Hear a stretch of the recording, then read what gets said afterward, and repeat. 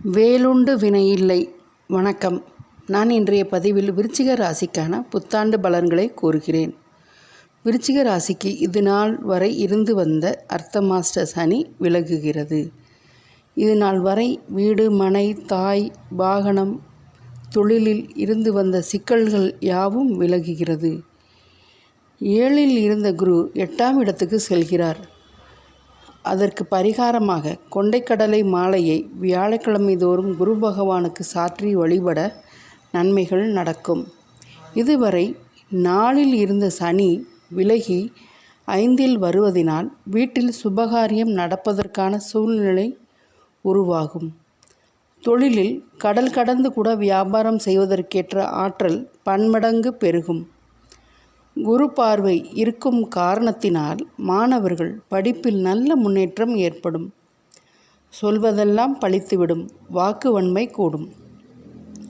அலட்சியப்படுத்தியவர்கள் எல்லாம் அங்கீகாரம் செய்வார்கள். பதவி இழந்தவர்களுக்கும் புதிய பொறுப்பான பதவி கிடைக்கும். 5ல் சனி இருப்பதனால் பிள்ளைகளால் மன உளைச்சல் உண்டாவதற்குரிய சூழ்நிலை அமையும். பிள்ளைகள் விஷயத்தில் அக்கறை கொள்ள வேண்டும். வீடு, மனை, வண்டி மாற்றங்கள் ஏற்படும்.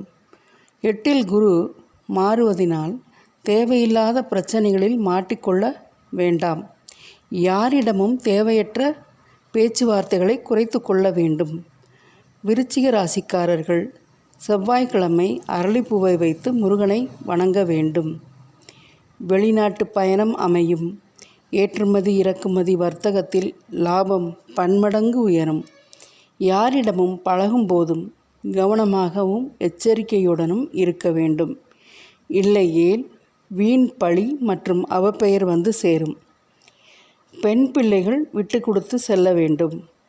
மாணவர்கள் போட்டித் தேர்வுகளில் வெற்றி பெறுவார்கள். விருச்சிக ராசிக்காரர்களின் ஆட்சி கிரகம் செவ்வாய். அதனால் முருகனை கெட்டியாக இறுக பற்றி கொள்ள வேண்டும். சஷ்டி விரதம் இருக்க வேண்டும்.